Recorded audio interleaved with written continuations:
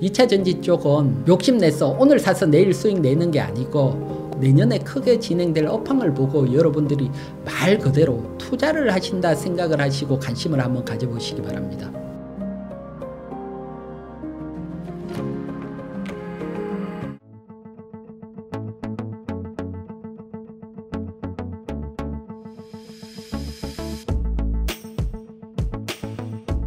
그래서 보면 먼저 특히 올해 먼저 관심을 가져야 되는 섹터 결론부터 여러분들에게 얘기를 하면 한 두 가지 섹터가 있습니다. 2차 전지 중에서도 리튬 관련주가 하나가 있고 또 4086 원통용 배터리 관련주들도 하나가 있고요. 그 중에 리튬 관련주 먼저 한번 설명을 드릴게요. 리튬 관련주는 일단 리튬 가격을 한번 보도록 할게요. 리튬 가격을 보게 되면 여러분들이 보면 리튬 가격이 작년에 정말 크게 하락을 하다가 작년 연말부터 하락을 멈췄고 올해는 2월 말부터 서서히 반등을 시작을 했어요. 그래서 리튬 가격이 반등을 한다는 것은 일단 2차전지 소재 기업들 전체에게도 호재가 되지만 업황이 워낙 안 좋으니까 뭐 호재지만 기업 상승을 이끌기는 어렵지만 리튬 관련 정적으로 그러니까 2차 전지 중에 핵심 광물을 다루는 기업 이런 기업들한테는 정말 호재가 되고요. 특히 2차 전지 핵심 광물 다루는 기업들 뭐 가장 대표적인 게 포스코 홀딩스지요. 포스코 홀딩스가 리튬 가격이 상승을 한다 그러면 어느 순간 영향을 받을 수밖에 없고요. 포스코 홀딩스 같은 경우는 사실 올해가 리튬 생산의 원년으로 보시면 되시고요. 그렇기 때문에 리튬 가격이 반등이 나온다. 큰 호재고 어떻게 보면 이 리튬 가격 반등은 내년 뭐 본격적으로 전기차 시장이 확대가 되는 기대감도 있지만 원자재 전체적인 원자재라는 애들은 어떻게 보면 거래를 할 때 달러를 가지고 사고 팔게 됩니다.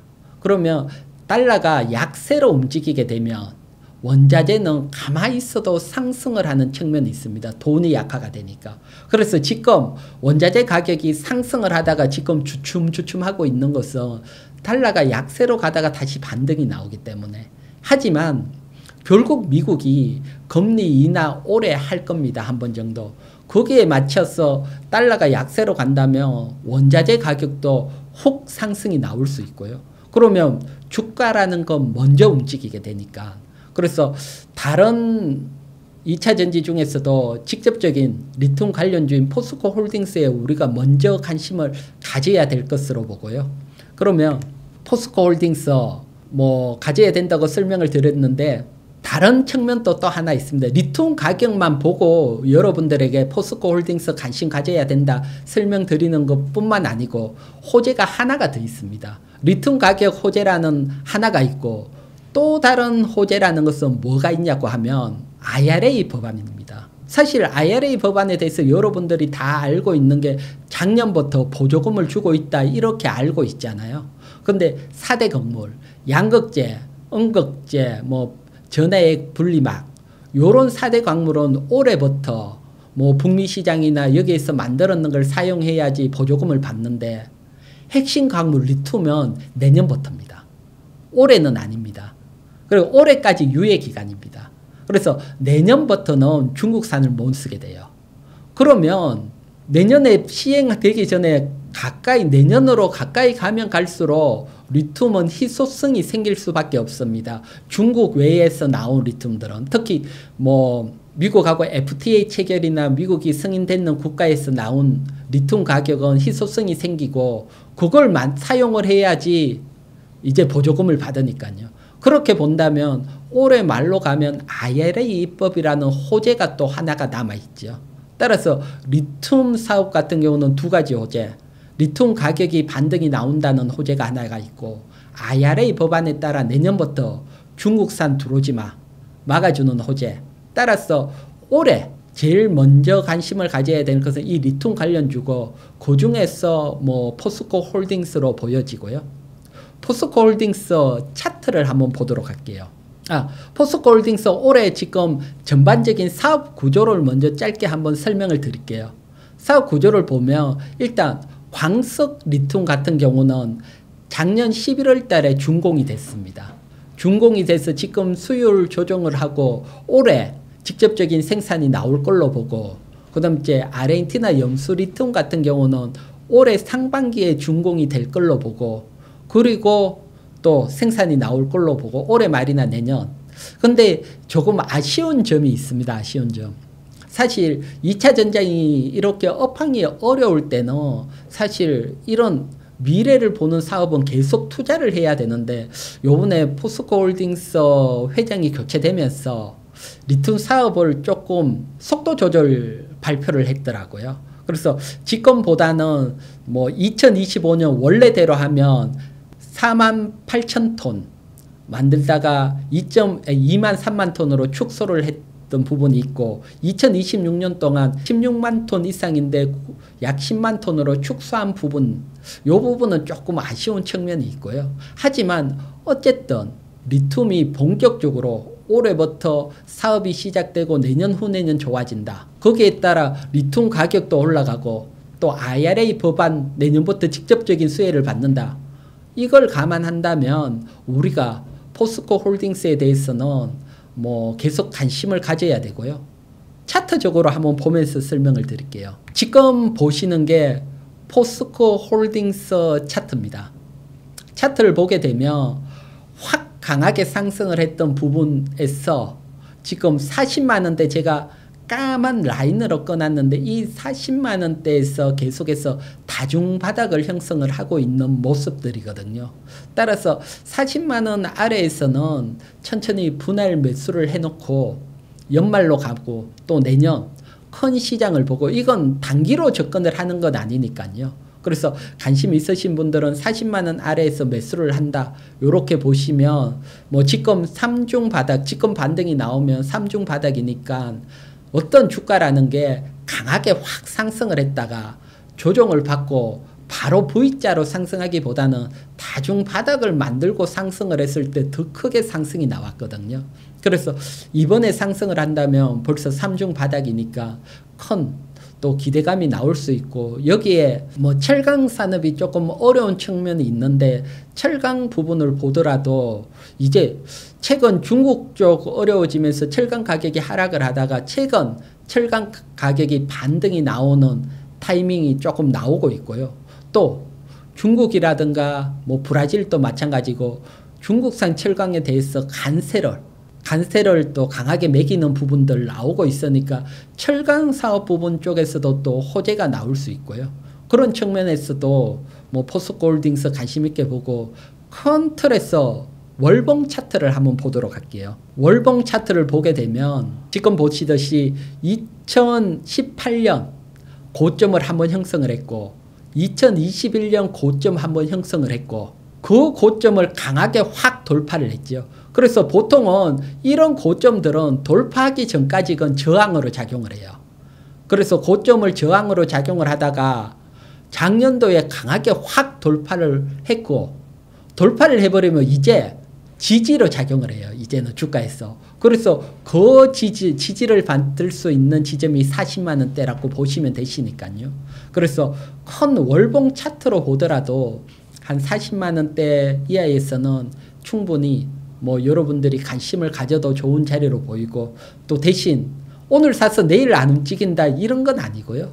대형주는 지금 2차 전지 제가 업황에 설명드렸지 사놓고 조금 여유를 가지고 연말 내년 길게 본다면 뭐 다시 한번 70만원 넘어서 전고점 넘어가는 시점을 여러분들이 맞이하시게 될 겁니다. 그리고 리튬 관련주 중에 조금 단기적으로 한 1, 2개월 정도 단기적으로 볼만한 기업은 제가 준비를 했는데 후성입니다. 후성은 리튬염을 만드는 기업입니다. 리튬염은 다른 게 아니고 전해액 만들 때 주 원료라고 보시면 됩니다. 그래서 2차 전지 4대 부품에 해당이 되고요. 그래서 그 후성 기업인데, 후성 리튬 관련 크게 보면 포스코 홀딩스는 컨트롤에서 리튬 자체를 하고, 후성은 전해액에 들어가는 리튬염을 만든다. 요렇게 보시면 되시고요. 그래서 최근 조정이 강하게 나왔습니다. 특히 후성 같은 경우는 적자가 많이 나오고 기업 자체가 적자가 나오고 유상증자도 하면서 확 조정을 받았고요. 하지만 지금 여러분들에게 이제 단기적으로 관심을 가져보자 설명을 드리는 이유는 두 가지가 있는데, 첫 번째는 유상증자가 완료가 됐고 그게 이제 신주가 상장이 됐다는 겁니다. 그래서 유상증자 물량에 대한 리스크는 없다. 거기에 따른 반등을 기대할 수가 있고요. 그 다음 이제 두 번째는 기존 작년부터 리튬용 공장 확대를 위해서 많은 투자를 했는데 5월 달에 공장이 완공이 돼요. 그러니까 아무래도 작년까지 투자를 했고 공장 완공이 되면 이것 또한 주식시장에서 호재가 될 수 있으니까요. 대신 리튬용 가격도 많이 하락이 됐기 때문에 추세적인 호재보다는 일단 강하게 하락하던 종목은 단기 반등을 보고 그 다음에 다중바닥을 확인을 해야 되는데, 첫 번째 반등을 기대할 수 있는 구간이다. 요렇게 보니까 요 첫 번째 반등은 뭐 너무 높게 보다는 뭐 한 95,000원 넘었어. 뭐 저기 갭 메운다. 차트를 보시면 순간 작년 1월 달에 유상증자 발표가 나고 훅 한번 하락이 되고 갭이 나와 있는데, 그 갭 메우는 공간 또는 차트 보시는 분들은 120일 이동평균선, 그러니까 95,000원 정도, 95,000원 정도까지 반등을 본다 생각을 하시고 유심히 한번 살펴보시기 바랍니다. 일단 먼저 그럴 수 있는 건 아닙니다. 왜 그러냐고 하면 IRA 법안이 의회 비중을 받아서 통과가 됐거든요. 그런데 민주당이 지금은 집권을 하고 있는 데가 있기 때문에 트럼프 공화당 자체로만 폐기할 수는 없어요. 그렇기 때문에 법안 폐기 자체는 어렵다고 보여지고요.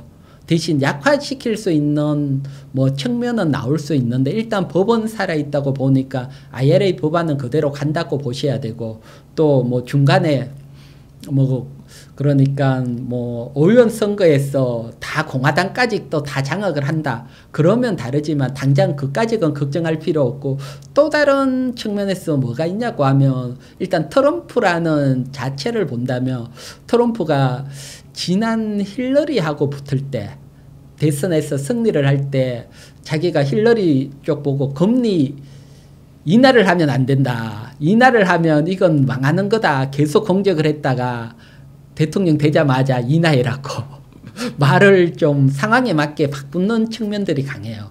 그렇게 보면 지금 어느 누가 되더라도 사실은 지금은 당장 선거를 위해서 뭐 자동차 노조의 눈치를 볼 수밖에 없는데, 선거가 끝나고 만약에 트럼프가 당선됐다고 가정을 하더라도 중국하고 안 싸울 위기는 아니거든요. 그러니까 더 강하게 갈 확률은 있고, 그래서 법안 폐기는 못하고 중국하고도 계속 싸운다. 그런 측면에서 본다면 당장 뭐 우리가 그까지 걱정할 필요는 좀 없어 보입니다. 그 다음에 또 우리가 관심 있게 볼 게 4680 원통형 배터리. 원통형 배터리에 대해서 관심 있게 봐야 되고요.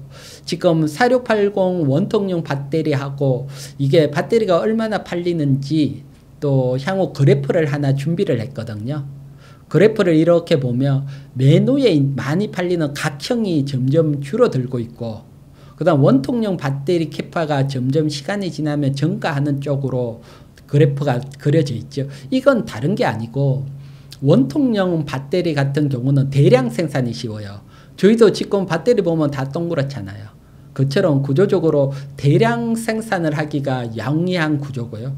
대량 생산을 하다 보면 단가가 낮아지는 측면이 있습니다. 다른 데보다. 그러면 이제 이게 뭐하고 겹치냐고 하면, 지금 전기차 시장이 치열한 치킨 게임을 하고 있잖아요.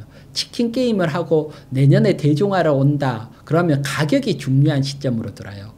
원통형 배터리가 사실은 기능적인 측면하고 무게는 각형이나 파우치형보다는 조금 떨어지더라도 가격 측면이 강해서 증가가 하는데, 대중화로 갈 때는 가격적인 측면이 대중화로 먼저 퍼지고 기능이 좋은 것은 고급화로 또 올라갈 수가 있거든요. 그런 측면에서 보면 고급화 시장으로는 각형이나 이런 것들이 장악을 하지만, 대중화 시장에서는 원통형 배터리가 향후 장악할 확률이 높으니까 원통형 배터리에 관심을 가져야 되고, 그리고 원통형 배터리 같은 경우는 지금 이제 우리나라 LG에너지솔루션이나 삼성 SDI가 이제 막 생산을 하는 단계거든요.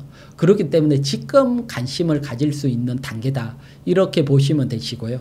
먼저 보게 되면 LG에너지솔루션 같은 경우는 올 연말에 테슬라에 이제 납품할 걸로 시장에서는 보고 있고요.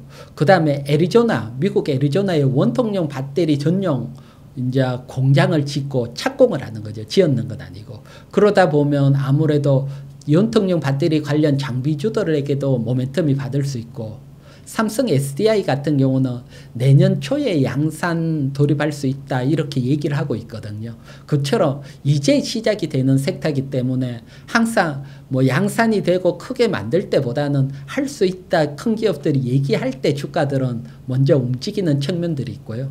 또 요 중에서 벌써 크게 상승하는 종목들도 있고 아직 상승 안 했는 종목들도 섞여 있는데, 관련해서 한 4종목 정도 준비를 했는데 한번 보도록 할게요.